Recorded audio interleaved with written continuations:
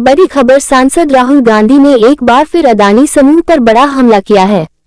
राहुल गांधी ने दिल्ली में एक प्रेस कॉन्फ्रेंस में अदानी और कोयले की रहस्यमय कीमतों में वृद्धि पर एक मीडिया रिपोर्ट दिखाई। राहुल ने कहा, अदानी जी जो चाहते हैं उन्हें मिल जाता है। सब जानते हैं कि अदानी समूह ने भ्रष्टाचार किया है। राहुल गांधी ने अदानी समूह पर बड़ा आरोप लगाया। अदानी ने 32,000 करोड़ का घोटाला किया। अदानी समूह को सरकार का संरक्षण मिल रहा है। महंगी बिजली के पीछे अदानी समूह का हाथ है।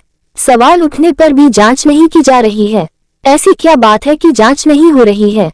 राहुल गांधी ने कहा कि अदानी समूह ने कोयले के आयात में गड़बड़ी की और 12,000 करोड़ रुपए का गबन किया है। प्रेस वार्ता के दौरान राहुल गांधी से सवाल किया गया कि वे शरद पवार से यह सवाल क्यों नहीं पूछते हैं, क्योंकि इंडिया गठबंधन के विरोध के बाद भी उन्होंने अदानी से मुलाकात की थी।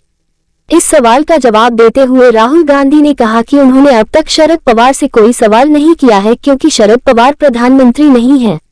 बता दें कि विदेशी अखबार फाइनेंशियल टाइम्स की रिपोर्ट में ये दावा किया गया है कि अदानी की कंपनी ने कम कीमत में कोयले की खरीद की और उसका दाम बढ़ाकर बताया।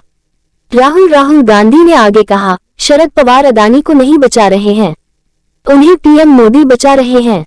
इसलिए मैं शरद पवार से नहीं बल्कि प्रधानमंत्री मोदी से सवाल कर रहा हूं।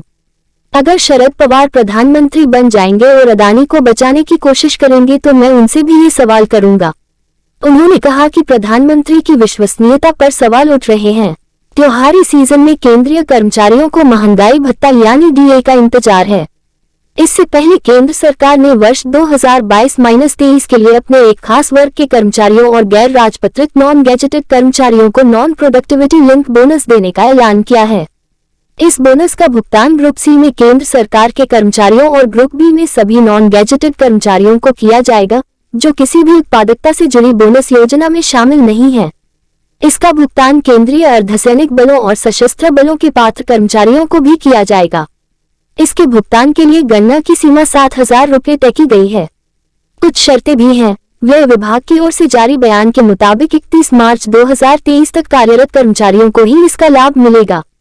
इसके लिए भी शर्त है कि वित्त वर्ष 2022-2023 के दौरान कम से कम लगातार 6 महीने काम किया हो। बता दें कि कर्मचारियों की औसत सैलरी गणना की हाई लिमिट के अनुसार जो भी कम हो उसके आधार पर बोनस जोड़ा जाता है।